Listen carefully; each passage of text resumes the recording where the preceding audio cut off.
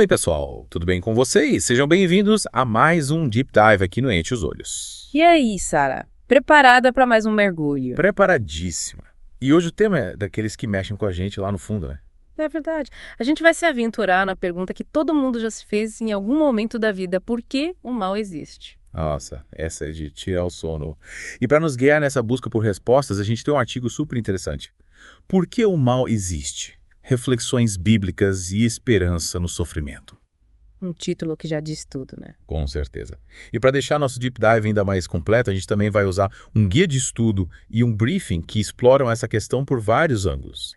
Sara, a gente vai ter bastante coisa para desvendar.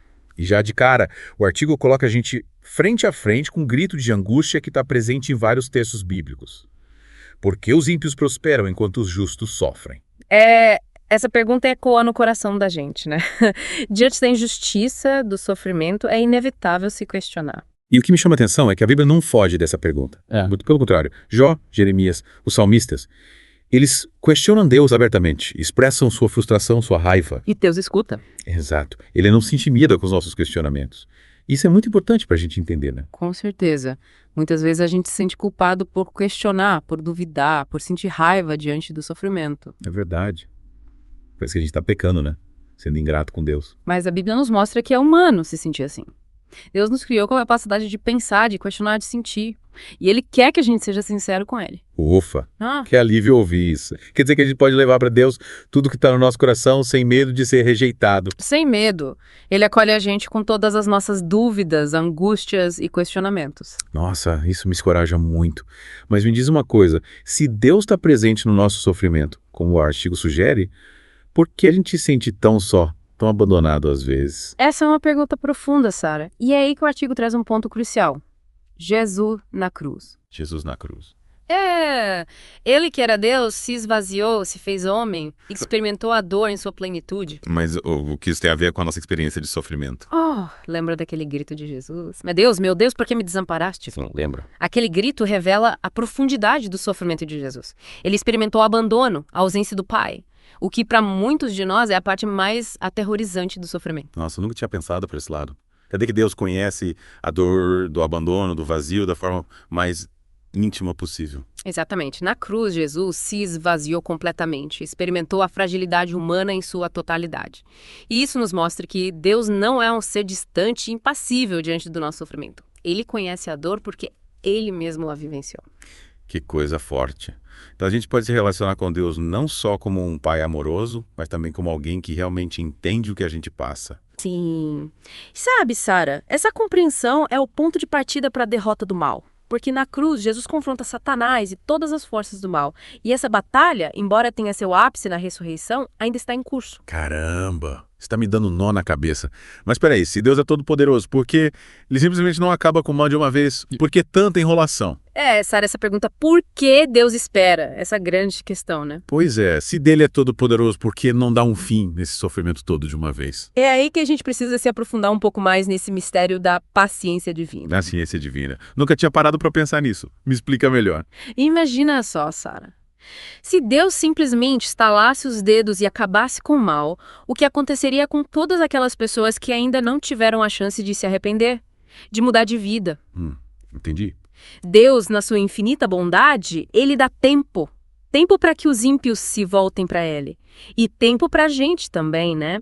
Para a gente crescer, amadurecer, fortalecer nossa fé, mesmo em meio à dificuldade. Faz sentido. Mas enquanto esse tempo não chega? E o sofrimento que a gente enfrenta aqui agora? Qual o propósito disso tudo? Olha, Sara, essa parte é bem interessante. O guia de estudo que a gente separou, ele traz algumas reflexões bem práticas sobre como lidar com o sofrimento no dia a dia. Sério? E o que ele diz? Uma das coisas que ele destaca é a importância de acolher as nossas emoções. Acolher as emoções, não tentar esconder o que a gente tá sentindo. Isso. Não fingir que tá tudo bem quando na verdade está sentindo péssimo. O guiou os exemplos de Jó, de Jeremias, os salmistas. Sim. Eles não esconderam seus sentimentos de Deus, né? Exatamente. Eles choraram, questionaram, se revoltaram e Deus os rejeitou por causa disso. Nossa, que bom ouvir isso. Às vezes a gente se sente tão culpado por ter esses sentimentos, né? Parece que a raiva, a tristeza, medo é falta de fé. Mas o guia deixa claro, Deus nos conhece profundamente. Ele sabe que a gente é frágil, que a gente tem limites. E Ele acolhe nossa dor, nossa revolta, sem julgamentos. Nossa, isso me conforta muito. Mas como a gente coloca isso em prática? O que o guia sugere? Ele fala bastante sobre a importância da oração, sabe? Mas não aquela oração decorada, repetitiva. Sei. Aquela que a gente faz no automático sem realmente sentir. A proposta é ter um diálogo sincero com Deus. Abrir o coração, desabafar tudo que está angustiando a gente. É como se a gente pudesse chorar no colo de Deus, né? Exatamente. Yeah. E o guia também fala da importância de ler a Bíblia. Leia a Bíblia. Especialmente os salmos que falam sobre sofrimento, angústia. Salmo 22, por exemplo. Ah, entendi. Ler esses textos, meditar neles, isso pode nos ajudar a entender o que a gente está sentindo, encontrar palavras para expressar nossa dor. É como se a gente se visse refletido ali, né? Na experiência dos personagens bíblicos. Com certeza. E além da oração, da leitura da Bíblia, o guia sugere outra coisa muito importante: compartilhar nossa experiência com outras pessoas. É verdade. Acordar tudo pra gente só piora as coisas. Conversar com amigos, com familiares, com a comunidade da igreja, compartilhar a dor. Isso ajuda a gente a se sentir menos sozinho, né? Sim, e pode ajudar outras pessoas que também estejam passando por momentos difíceis. Às vezes, só de saber que alguém nos entende já faz uma grande diferença. Sem dúvida. Mas me diz uma coisa, o guia fala também da questão da ação, da gente não ficar parado esperando Deus resolver tudo. Você tocou num ponto crucial, Sara. O guia nos desafia a sermos agentes de transformação, a buscar a justiça, a ajudar os que sofrem. Mas como a gente pode fazer isso? Ele dá vários exemplos, desde pequenas atitudes no dia a dia, um gesto de gentileza, uma palavra de conforto, Atitude simples. até ações mais amplas, né? Apoiar projetos sociais, trabalhos voluntários. Entendi? Ai, Não precisa ser nada extraordinário, né? A gente pode fazer a diferença com o que temos. exatamente. A mensagem do guia é que, mesmo em meio ao sofrimento, a gente pode encontrar forças para agir, para levar esperança e amor para o mundo. Que lindo. E que nossa dor, se transformada em compaixão e ação, ela pode ter um propósito maior. Uau! Que mensagem poderosa. Realmente me fez repensar a minha forma de lidar com as dificuldades. Mas ainda falta analisar o documento de briefing, né? Verdade, Sara. Na próxima parte, a gente mergulha nesse documento que traz uma análise bem completa do artigo e nos ajuda a conectar as peças desse quebra-cabeça. Aí sim, tô curioso para ver o que mais a gente vai descobrir. Voltamos, pessoal! Chegou a hora da gente finalizar nosso deep dive sobre o mal e a esperança. E como prometido, vamos dissecar esse documento de briefing que a gente tem aqui. É isso aí, Sara. Ele é cheio de detalhes e aprofunda bastante a discussão do artigo. E uma coisa que me chamou a atenção logo de cara foi a ênfase na justiça divina. Justiça divina? O documento aborda aquelas perguntas que sempre aparecem, sabe? Tipo, por que Deus permite que o mal continue existindo? Por que as pessoas às vezes parecem se dar bem enquanto as boas sofrem? Nossa, é verdade. Essas perguntas martelam na nossa cabeça, né? É difícil entender. E o documento, ele nos leva a uma análise bem profunda da Bíblia para entender como essa justiça de Deus se manifesta. Interessante. E o que ele diz? Bom, ele mostra como a Bíblia, ao contrário do que muita gente pensa, não foge dessa questão do sofrimento. Ele cita o caso de Jó, de Jeremias, dos salmistas. Todos eles expressaram abertamente sua angústia, questionaram Deus. A gente já viu como eles foram sinceros com Deus, né? Exatamente. E a grande questão é, será que Deus se incomoda com esses questionamentos? Será que a gente está pecando quando duvida, quando questiona? Sei lá.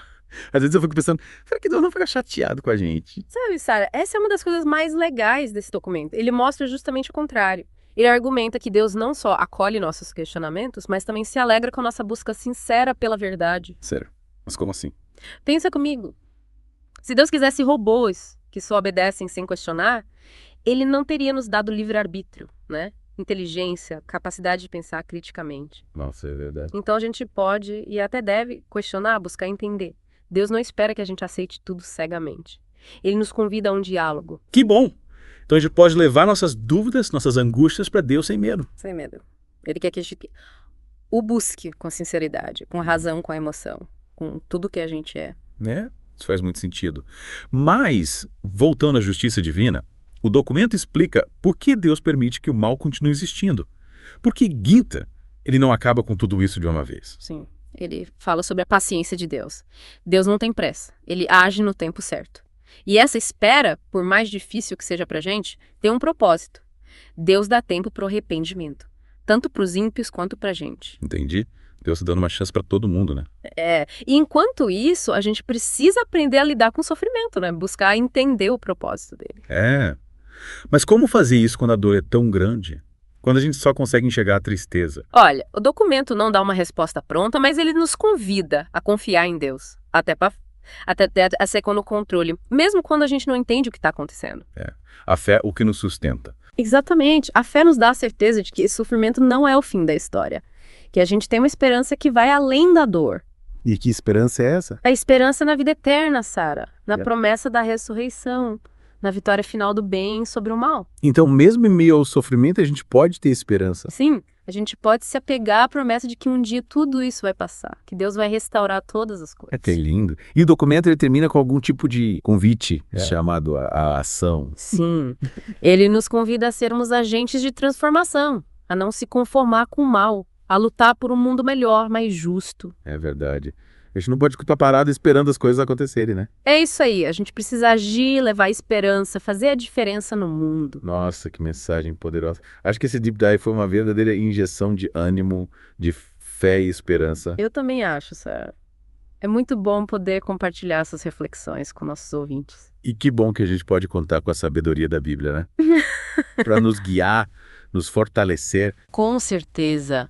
A Bíblia é uma fonte inesgotável de sabedoria e esperança. É isso aí. E a todos vocês que nos acompanharam até aqui, muito obrigada pela companhia. Esperamos que vocês tenham gostado. E até a próxima. Fiquem com Deus.